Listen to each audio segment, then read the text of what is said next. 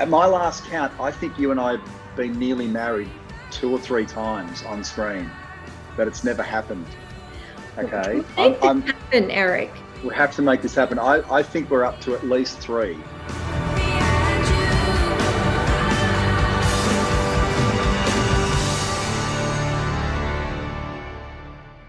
So, Eric. Hello. Hi there, Naomi. How are you? I'm all right. How are you? Very good to see you. I was very excited when they asked me to do this, to get a chance to catch up.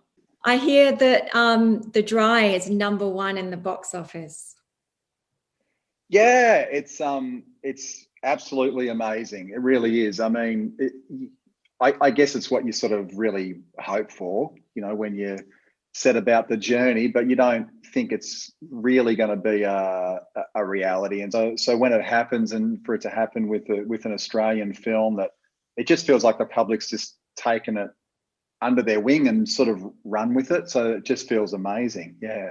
So great. So great. Yeah.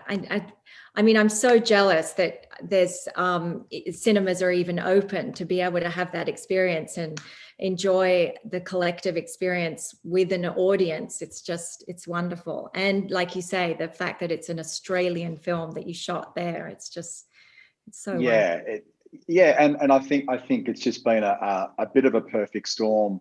We were meant to come out a couple of times during the year and sort of held off, and we've just landed in the most, fortuitous place where we're not up against a million American blockbusters, and there's a bit of fresh air, and Australians seem to be just dying to get back to that experience. So we've really benefited, and I'm hoping we can, handball onto you, and you guys can have the same sort of experience. Yeah, I'm sure. Yeah, well, let's hope we get the same luck. We open next week. And I'm excited for the same reasons as you, just having got the chance to go back to Australia and work there with 2 of my greatest friends producing the film and telling this beautiful story about an Australian family and how they go through something quite tragic and awful, and how they're managed to repair the wounds, at least psychologically speaking. Sam is just a wonderful character to have played, and I got so close to her through the course of filming and the lead up to it. So I just hope this story, which is really about hope and resilience and family unity, I hope that it is received well in the cinemas too. I'm sure it will. It ticks so many boxes. It's such a beautiful story. Did you know about this just kind of widely because it was such a Northern Beaches story, or was it Bruna who brought the book to you? How did that come about? Well, actually, because I left Australia, unlike you, I left and hadn't lived there for many years. So it was there somewhere in my distant memory, but I wasn't super close to it. And I just remember reading the book on a Sunday morning in bed with the kiddos, and just being completely drawn in by these powerful images of this bird and this and the kids doing these bizarre things, and super cute. And my kids would, like, oh, this is so sweet. They were drawn into, and then we went back and read the book cover to cover, and I just was struck by how powerful this story was about how they came together and repaired themselves. And I instantly felt that it had cinematic potential because of the magic of this bird that it, brought into the family, and the healing. And that beautiful photographic work of Sam's husband, is it Cameron, who did all the photography? Yeah. What a beautiful record that was. Yeah, Cameron Bloom. Yeah, they're a really wonderful family. Yeah. And now The Dry, you have a spectacular cast. Some of the cast are first-time players as well, I hear.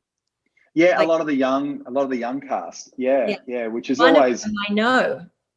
Which one? Phoebe Betancourt. Of course.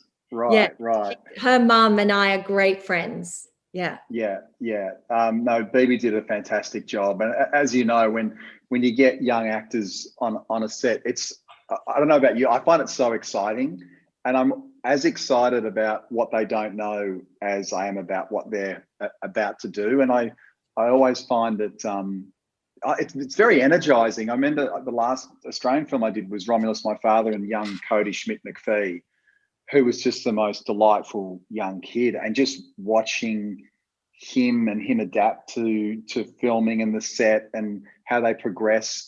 I didn't have because the storyline, physical scenes with the young cast, but got to see their work and see them all through the edit and so forth and in rehearsal. But yeah, I love it. I love that energy and that sort of naivety that comes with the young actors and watching their progress, and particularly, then just watching their careers as to what happens next and so I'm sure you've had a similar experience.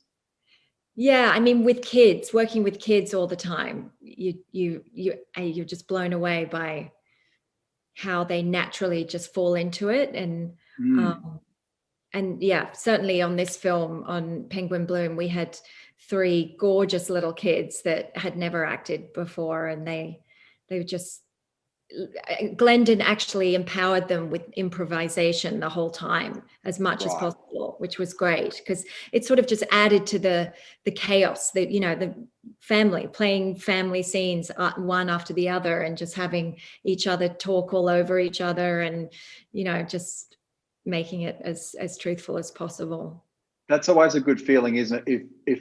Because I really think it comes down to the director in that instance, and obviously with Glendon, he was super relaxed with that as an idea, as a concept. And I always feel like it's so relaxing for you as the adult actor when that's embraced and they've kind of like they've got that under control. Yes. And then there's always that added help that you're using your own accent for improvisation. So it's not so bad, is it?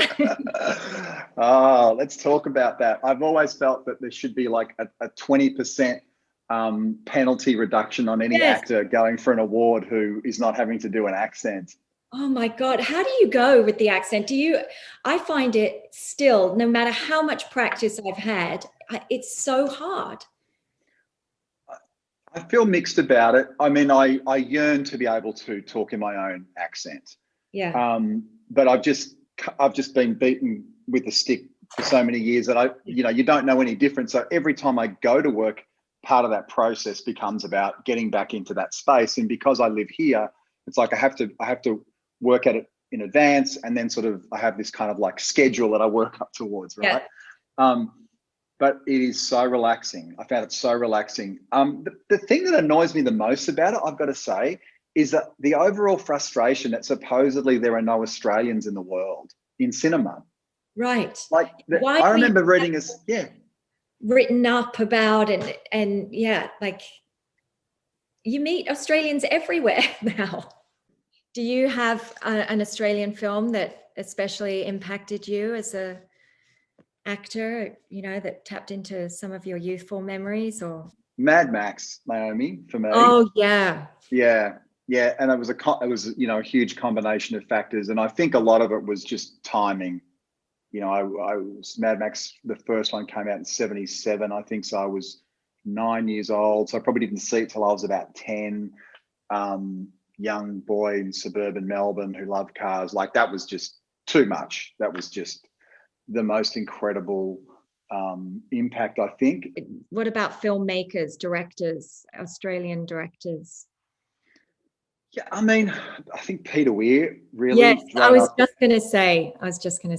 Yeah, really incredible. But obviously, what Kennedy Miller did was just, unbelievable. Yeah. How about you? Picnic in Hanging Rock. That's definitely something that I remember having a huge effect on me. And Peter Weir also, Walkabout. Amazing. Yeah, great filmmakers from Australia, and so many new ones as well coming up that I want to work with. Yeah, it's hard to sort of keep track of everyone, and all their journeys are really interesting too. And sometimes I wonder, are we more likely to work with them in Australia, or are we more likely to work with them once they're kind of on the juggernaut in the American system? It's really interesting.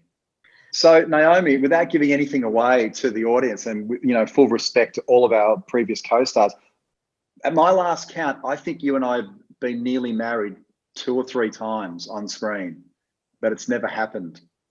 Okay, make this happen, Eric. We have to make this happen. I think we're up to at least 3. So I don't know how this hasn't happened, but I'm not getting any younger. And so if it's going to happen on screen, Naomi, it has to happen soon. Now. Yeah.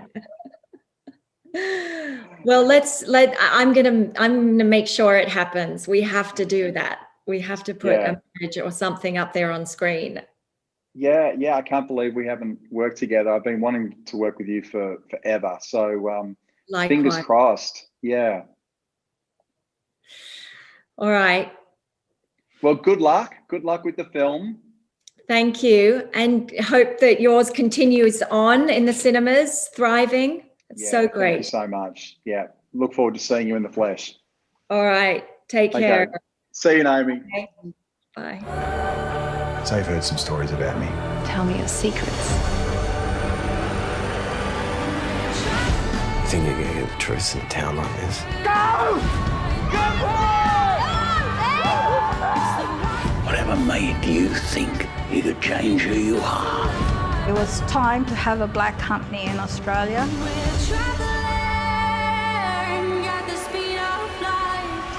I'm here.